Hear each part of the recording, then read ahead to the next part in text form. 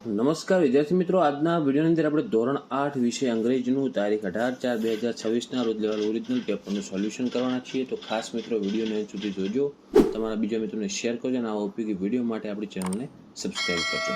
Okay મિત્રો, તો પહેલો પ્રશ્ન તમારે આપેલો છે, જુઓ કે નીચે આપેલા વાક્યોને યોગ્ય ઘટનાક્રમમાં ગોઠવીને લખવાના હતા. તો તમારે જે પાઠ આવે છે વનદેવી વાળો, એ પાઠના ઘટનાક્રમ મુજબ ગોઠવવાના હતા.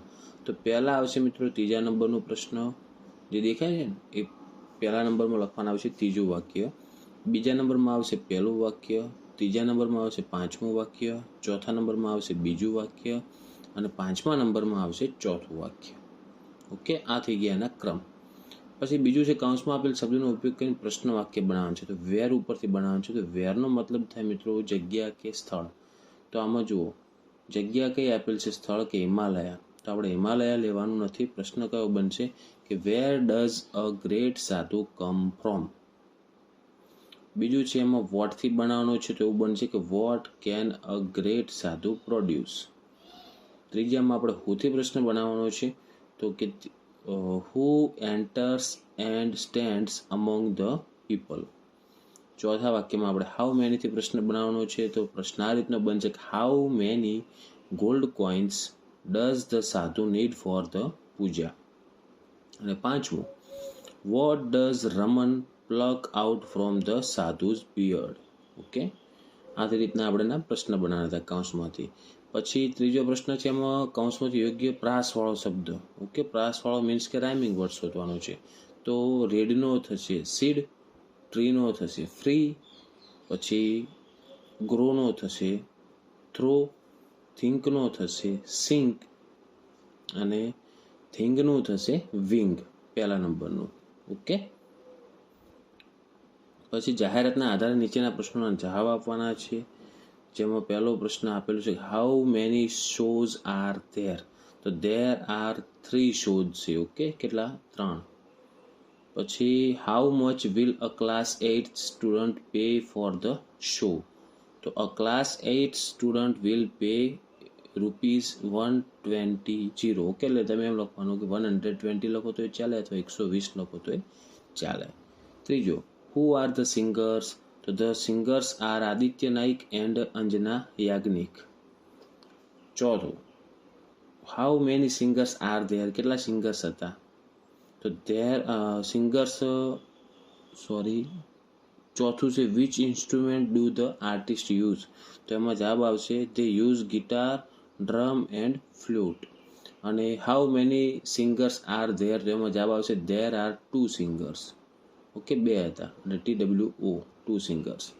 પછી સાચું સ્પેલિંગ શોધીને લખવાનો હતો આગળ પાંચમામાં, જેમાં સાચો આવશે એંગ્રી જે ટીક કરેલ છે એ, બીજામાં આવશે બીકોઝ જે ટીક કરેલ છે એ જ આવશે. ઓકે,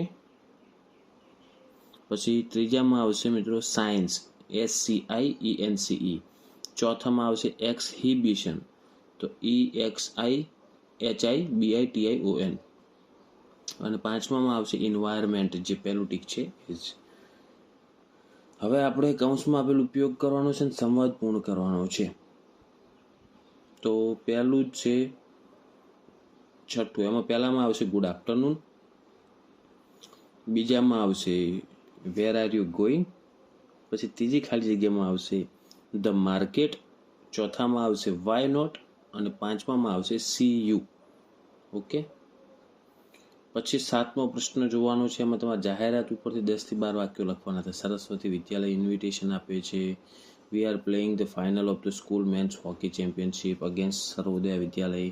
આ રીતનું તમારે એના વિશે વાક્યો બનાવવાના છે. આઠમામાં તમારે આલ્ફાબેટના ઓર્ડર પ્રમાણે ગોઠવવાના છે શબ્દકોશના. ઓકે, તો પહેલો આવશે સેન્સેશનલ SENSATIONAL જે ત્રીજા નંબરનું દેખાય ને પહેલું આવશે.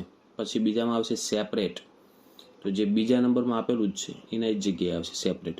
ત્રીજામાં આવશે સિચ્યુએશન જે ચોથા નંબરમાં આપેલું છે ત્રીજા નંબરમાં આવશે. અને પછી ચોથામાં આવશે સુફિશિયન્ટ જે હવની પહેલાં હાલ લખેલ છે ને કૌંસમાં એ આવશે ચોથા નંબરમાં. અને પાંચમામાં એટલે કે છેલ્લે આવશે સુપિશિયસ, તો એનું એની જ જગ્યા આવશે. ઓકે, પછી નવમું છે એમાં ફકરો વાંચીને પ્રશ્નોના જવાબ આપવાના છે. આ બબુલ ટ્રીવાળો મિત્રો સેમ ફકરો તમારે જોવો જોજો, આપણે IMP પેપરમાં મૂકેલો હતો એનો એ સેમ ફકરો આપેલો છે. 10 ગુણમાં. ઓકે, તમારે જોવું હોય તમે જોઈ શકો છો. આઈએમપી પેપર આપણે મૂકેલ છે, એટલા માટે તમને વિદ્યાર્થી કહું છું કે આઈએમપી પેપર તમે જોતા રહો તો તમને ઘણું બધું અંદરથી કામ લાગશે. ને પેપર સ્ટાઇલ તો આવી જ આવે છે સેમ, આ પેપર સ્ટાઇલ મુજબ જ પ્રશ્નો તમારે આવે છે. તો પહેલો બબલ ટ્રીમાં પહેલો પ્રશ્ન છે, where was the bubble tree? Bubble tree ક્યાં છે? તો the bubble tree was in a forest. પહેલી જ લાઈનમાં છે જવાબ. બીજું છે, how did babool's leaves look like? મતલબ કે બબુલના પાંદડા કેવા લાગે છે? તો babool's leaves very small and unattractive. Okay, પછી ત્રીજું, how did the bubble tree feel about its leaves? એના પાંદડા વિશે કેવું ફીલ કરે છે? તો it felt sad and hated its thorns. ચોથું, why did the bubble trees feel sad? શા માટે ઉદાસ હતી? તો because its leaves were not cute like other trees. અને પાંચમું છે, એમાં આપણે ઓપોઝિટ વર્ડ શોધવાનો હતો. બિગ તો બિગનું થાય સ્મોલ, અને એટ્રેક્ટિવ તો એનું થાય અનએટ્રેક્ટિવ. ઓકે, અને 10મો પ્રશ્ન છે, ચિત્ર જોઈને કૌંસમાં આપેલ શબ્દોનો ઉપયોગ કરીને 10 થી 12 વાક્ય લખવાના હતા. જો ચિત્ર આપેલું છે મહિલાઓનું, એના ઉપરથી 10 થી 12 વાક્યો બનાવવાના છે.